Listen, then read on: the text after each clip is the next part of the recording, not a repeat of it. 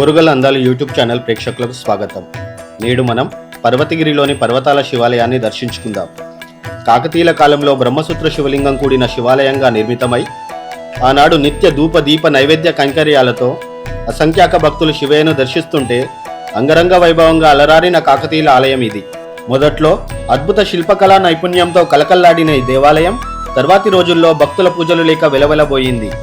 కాలక్రమేణా మరుగున పడిన వరంగల్ జిల్లాలోని పర్వతగిరి మండలంలోని శివాలయానికి గ్రామస్తులు సమిష్టి కృషితో 2023లో పునఃప్రతిష్ఠ చేశారు. ఒక పక్క చెరువు, చుట్టూ ఆహ్లాదకరమైన వాతావరణం, పచ్చని పంట పొలాల నడుమ ప్రస్తుతం ఆనాటి కాకతీయ ఈశ్వరాలయం పర్వతాల శివాలయంగా కనువిందు చేస్తోంది. ఈ ఆలయానికి ప్రస్తుత ఆలయ అర్చకుడుగా శ్రీ హర్షవర్ధనాచార్యులు గారు స్వామివారికి సేవలు అందిస్తున్నారు.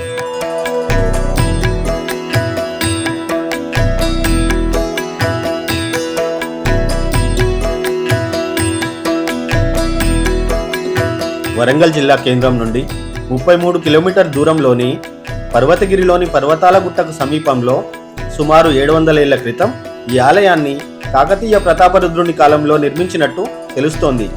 ఈ ఆలయాన్ని పర్వతాల గుట్టపై పునర్నిర్మించింది తమిళనాడుకు చెందిన శిల్పి పొన్నుస్వామి మరియు 10 మంది బృందం. వారు ఏడాదిన్నర పాటు శ్రమించి రాతితో పిల్లర్లు, గోడలు, బీమ్లతో ఆలయాన్ని అద్భుత కళాఖండంగా తీర్చిదిద్దారు. ధ్వజస్తంభాన్ని గ్రానైట్ రాయితో ఏర్పాటు చేశారు. ప్రత్యేకంగా భారీ గ్రానైట్ రాళ్లపై శిల్పులు వివిధ రకాల ఆకృతులు చెక్కి పర్వతాల గుట్టపై తీసుకొచ్చి ఆలయాన్ని సర్వాంగ సుందరంగా మలిచారు. ఆలయం చుట్టూ సీసీ రోడ్స్తో భక్తులకు సౌకర్యంగా ఉంటుంది. చుట్టుపక్కల నుండి పర్వతాల గుట్టపై వెళ్లేందుకు ప్రత్యేకంగా మెట్లు, ఇరుప్రక్క స్టీల్ రైలింగ్ ఏర్పాటు చేశారు. గుట్ట మీదికి వెళ్లే క్రమంలో మధ్యలో సేద తీరడానికి హట్స్ను నిర్మించారు. విద్యుత్, తాగునీటి సౌకర్యం కల్పించారు.